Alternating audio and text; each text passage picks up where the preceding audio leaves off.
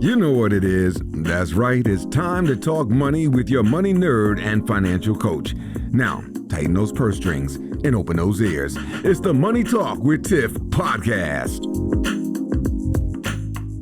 Hey everyone, I am so excited because I have Joe Rockey on the line and he's here to talk to us about sales, which is something that I am no expert in, which we had our conversation before we hit record. So I'm excited to hear what he has to say about this. So hey Joe, how are you? I'm doing well. How are you? I'm doing pretty good. So why don't we just hop right in? Because I know you have a lot of stuff to cover. So First and foremost, when we're talking to entrepreneurs, so that's mostly who listens to this podcast, why is sales important for them to navigate and tackle? Sure. So first off, it's hard enough being an entrepreneur. I'm with you guys. My first thing was 11 years ago that I built from scratch. So I am one of the few who have made something from scratch and made it win. So it's all because of sales, right? At the end of the day, if there's not enough money coming in the door, you don't have anything, because we all know this is a hard game. It's not easy like the TV makes it look. It's very difficult. And there's lots of nights where you don't sleep. And there's lots of nights where you have stress and takeover. And sales really are the reward at the end of that tunnel. They are what keeps everything going. And you have to know how to do them. So at the end of the day, when we look at a sales cycle, there's basically three components, right? You first have to get people into your bakery. You have to have people give you money for the donuts, and then you have to give them good donuts. I mean, any industry falls in that category. Those are the three things.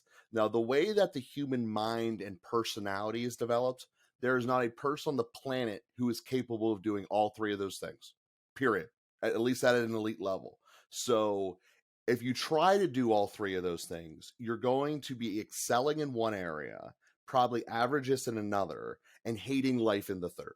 And each of us, and the fun part, is different about which one of those three we'll be good at, which is awesome. So what I say as a starting point is know what you're good at least from a personality standpoint. There's plenty of personality profiles out there that can teach you that if you've never been a salesperson before. But that's what I would recommend, is you want to start by knowing your strengths. If you're already in a pipeline where you know where you're at, like what I'm good at and what I'm not, depending upon how your company is structured, I recommend having partners or employees on a highly or not only commission base for the first two elements, for filling the calendar, making sure people are coming into the donut shop, and doing the actual sales. Because as we grow, you can't keep having equity partners here and there. I mean, if you have 100 people in your company and 30 of them are in sales, which might actually be low on the percentage side, you can't have them all being equity partners. It's a problem. So you have them all on a high commission based system. And it's remarkable that if people are incentivized correctly, you will get them to where they go. But not to get into the whole management side of the conversation. The point being, you're not going to be good at every element of the sales cycle. Get people that are highly good at it already and pay them accordingly. Because the one thing you cannot cheap out on is your sales. And if it means having a lower margin, but much more sales, your net profit increases. Obviously, that's a very basic accounting formula that I could walk people through and do on the talks, but we're not going to do that here. The point being, you will make more money by paying someone a lot of money. And that's really how economies grow, and that's how businesses grow. And you need to get over that hurdle that in the beginning, you might be paying someone more than yourself. But in the long run, that will change dramatically. So now that you say that, I have more questions around that. So, so like, let's say, okay, so I know, for instance, myself, I'm good at getting people in the bakery and I'm good at giving them a great donut, but I am not good at selling it to them. Sure. And so if I wanted to hire someone, so I hear you say, do 100% commission. What commission percentage from our product or service, I guess, is industry standard, or what would be sufficient for someone? That's going to vary based upon each. Unfortunately, that one doesn't have a blanket answer. So what it kind of comes down to at the end of the day is figuring out how many actual opportunities are you going to be giving this person to complete. And then what I kind of work in reverse for is figure out what is the number that someone would want to work for you that they're going to say yes, no matter how bad of a boss you are. Like, you can be the worst person on this planet. If they get to that number, they won't care. Then I go, okay, so that's like if they are the 100% best employee and they convert 100% of these opportunities, which is impossible. Don't think that's relevant either. But if they would, they'll get to that number and never be on that number, because at that point, you're just creating false expectations. So then we step back into reality. So in reality, most people who are doing this gig are making, I'm just gonna make up numbers here, like 50 grand a year. So, okay, so 50, that's kind of the realistic target. For the qualified people you're giving them, we're going to say that your average person would be able to close 65% of these. So you just do the math. I'm giving them 100 opportunities. 65% of them should be able to close. So therefore, as a starting employee, I'll give them what would be equal to 1,000 per closing. So if you're making 5,000 revenue for the whole company, that's not just for you, because obviously there's overhead and all that stuff. So if you're bringing in 5,000 for each one of their sales, you're giving 1,000 to them. If they are able to do 65, well, now they're already 15 grand ahead of where they are, and there's room for them to incentivize to get higher. So that's how I kind of walk through that program with people. Then, of course, at the end of the day, instead of you missing out on those opportunities, because if you're not able to close 65% of them, it's worth you to pay literally 65 grand to make that extra 5 grand per clip. So your net profit goes up. In the beginning, you might be paying that person more than you're paying yourself, but you can really quickly see as you scale it how much it grows. And then at the end of the day, that's how you scale your company. You just more people doing what you're doing in terms of filling the calendar, more people completing the sales, and just make sure you have a really good bakery on the back end that keeps pumping out the donuts.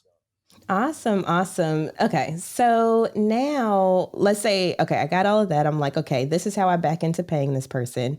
Now, how do I find this person? So like as an entrepreneur, how do you find good salespeople?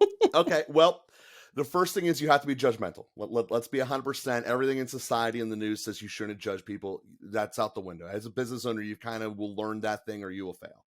So the reality is then what do we judge people upon? So to be successful in the specific chunk you're talking about, actually completing the sale, someone's given me a lead and now I got to turn into money. So what we need to have in that individual is someone who's willing to deal with rejection, and a lot of it. That comes with the territory of all sales, but particularly the first two funnels of it, dealing with filling up the calendar and dealing with it. Because as I said, it's unrealistic that someone's going to have 100% closing rate. No one has that. So you need to have someone who can deal with realistic rejection and not implode. So mental toughness, resiliency, whatever you call that word, you need to be able to spot that in someone. You need to be able to spot the self-starting element to it that most business owners have. And unfortunately, we just assume everyone else has it. But the reality is no. That's part of where putting them on 100% commission kind of funnels them to do that way. Because when you say 100% commission and they're immediately on board, that's your person. Like you want someone who wants to be more commission because they're self-governor. They know they'll be able to do it. You obviously you need to have a very good upfront contract. I'm going to give you this many prospects. You're going to need to convert them this amount to them, and this is where you'll end up. But if you're better, this is here. As a business strategy, this is a little bit of a side, but I want to put it in here now. You need to know what your pricing schedule is going to be to your clients, because most of us rather can make up our prices as we go. And you want to know how you're going to do that. That's its own discussion and talk that we don't have time for now, but something to think about. But when you're having your employee, you want to make sure that they will listen. I mean, that's obviously important. You don't want them going rogue and trying to sell something that you're not capable of delivering on. So it's all basic kind of things. Are they going to be integrity? Are they going to be a self-starter? Are they going to be able to handle resiliency and handle the rejection? And then are they someone who's just willing to go out and do it? I mean, at the end of the day, it can be lonesome being out there on the road, just constantly hustling. But some people are capable. Some people love that life. Some people are scared to death of it. And it's a small poll too, because it's less than 10% of this population will live on commission in any format, let alone 100%. So, But if you could find that person, that's why you need to make sure that the capability of them making a ton of money is always on the table, because they then will take themselves inevitably, a year or so in, to where they will be forever. And as long as your math is right getting there, everything will be perfect, especially if you're able to periodically raise your prices. So then they're also getting a raise without, you're making more money, they're making more money, and you don't need to hire someone new. So that's the joy of being able to say, hey, we're now making like really super good donuts here. Instead of charging $5, now we're going to charge 12, and, or, maybe 5 to 7, but whatever, you get that core percentage, that person gets those profits kickled down to them as well. So it's something to look for. It's harder to do than it is to say. There's no doubt about that. To find someone who's driven, someone who's willing to live on commission, and someone who's going to listen to you. Those are three components that don't always come together, but that's really essentially the most important triangle when we're talking about that middle component of the person who's going to complete the process there. And being a little bit of personable kind of comes with that territory, but it's also essential. You want the person to have a little bit of personality that they can relate with other people. Gotcha. Okay, so what I got from that also was that you need to have your pricing together. Mm-hmm. And I know a lot of entrepreneurs struggle with that because I've heard a lot of talk. And then also I've had a few episodes on pricing, and it's always a struggle to figure out, okay, what do I price my products? Am I pricing too high? Am I pricing too low? And so that's the first step. And then the second step would be to find that person. Now, when we're talking to entrepreneurs, when would you say is the absolute, when should we be thinking about hiring a salesperson? Like, is it once we are a year in, 3 years in? What does that look like to you? Before the thing's built. It's the most important entity of this. See, most people want to build the bakery because they make awesome donuts. The bakery that lasts the longest is not the one with the best donuts. It's the one that sells the most donuts. I know I can think to this. The company that did my wedding, like the best wedding cake I've ever had in my life. They don't exist anymore because they couldn't sell enough wedding cakes, period. They were better than the other ones I've had since then, but they couldn't figure out how to get it done. So at the end of the day, most people start a business because they have the back end, they have the product in mind. But unless you have the front end, it doesn't matter. It's literally that straightforward. So you need to have it up front. On the sale, on the pricing side, I don't know what advice had already been given, but the one thing that most people get caught up in is they look at themselves when they're determining the price. And price, in my opinion, should never be viewed upon yourself. It's what is the market saying it should be. So look at, if you're in a limited local area like a bakery inherently is, you don't see Amazon shipping around donuts across the world. It's basically your foot traffic or whatever. You just go, well, what's everyone else charging? Is mine better than them? And then you make a guesstimate of how much more, and then you charge that much better accordingly. Like, I feel I'm a 30% better donut, so I'm going to charge 20% more than my competition. So there's still that value equation, which people say I don't necessarily agree with. But at the end of the day, it will be a starting point in people's heads. And then once you have a consistent base, you can just gradually increment it as the cost of your materials go up, which everyone else will be doing anyway. So what I always say to do is have the highest quality of whatever you're doing. Be the best at it. Then you can charge the most. And then you are setting everything from there. Because if you are the absolute best, people are always willing to pay for it. There's that perception of you get what you pay for. Will be the one that's worth paying for it. And that's where most entrepreneurs want to make the best donut. So get paid for it accordingly. And at the end of the day, if it costs you 30 cents to make that donut, you're charging $9. That's what the market says. That most people have this like mental block. Like, I'm not going to, it only costs me like $1. Like, why would I charge $9? Because that's how business works. And that's what people are willing to spend for it.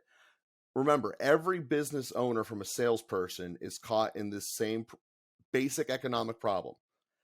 Employees want to be paid infinity and employers want to pay zero. Customers want to pay zero and companies want to charge infinity. The reality of a market system is figuring out where do the two cross over and at a percentage that makes enough people want to work. So that's something to think about in mind. So like I said, I go through all of this so we can get in much better detail, but that's one thing I do want to comment about the price side. But in terms of when should we get our Salesforce sales idea in mind, you need to have the sales funnel and sales pipeline idea in mind and how to do it really before you start, because without it, you're not going to last as long as the lease you're going to sign. Okay, so homework. Yeah. I definitely need to hop on that. So thank you so much, Joe, for sharing all of your knowledge here today. I definitely learned a lot. I'm walking away with homework because I do not have a salesperson, and I probably needed one years ago when I started. So I'm definitely hopping on that. But if people are interested in finding out more about you or learning more about sales from you, where would they find you? Well, I'll give you the link to put in the description. So you can find all of us at the website. You can reach out to me at either one of my two podcasts that I do. It's called, well, first one's called Father and Joe. That's where we talk with a priest, and most people get this like a little shuddering, like, oh, I don't want to talk about God or Jesus and stuff, because they remember something that was painful from them in their past, which is normal. We all have that.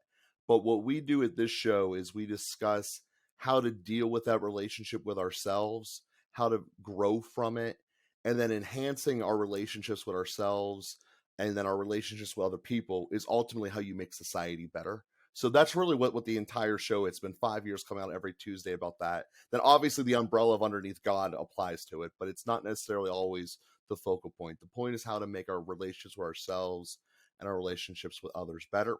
The second podcast that I do is a YouTube-based show. It's called Local Football Flavor, where we talk to local fans about their teams. You got the Vikings right there. Obviously, I'm in Pittsburgh. So that's what we do. So you get a little snapshot of like, what is it like being a Carolina Panthers fan? What's it like being here and there? To really get more information. And obviously, the more information we have, like when we know that this coach always does this in this situation, or this coach like says on paper he likes this receiver, but he never gives them the ball. That kind of knowledge really does help whenever you're, drafting people or, doing betting or whatever you might be doing. So it's a very fun thing. We do 4 main shows on it, but that's the overview of the channel. Nice. And do you have a website or anything that people can reach, or social media? Because I have found reading websites is not profitable. Click the link in below and you'll be better off. Okay, awesome. Well, I will have that in the show notes. And thank you so much again, Joe. This is a pleasure, and I hope to see you soon. Perfect. Well, thank you for having me. All right, bye. Thank you for listening, joining, and being a part of the Money Talk with Tiff podcast this week. You can check Tiff out every Thursday for a new Money Talk podcast. But if you just can't wait until next week, you can listen to previous podcast episodes at moneytalkwitht.com or follow Tiff on all social media platforms at Money Talk with T. Until next time, spend wise by spending less than you make. A word to the money wise is always sufficient.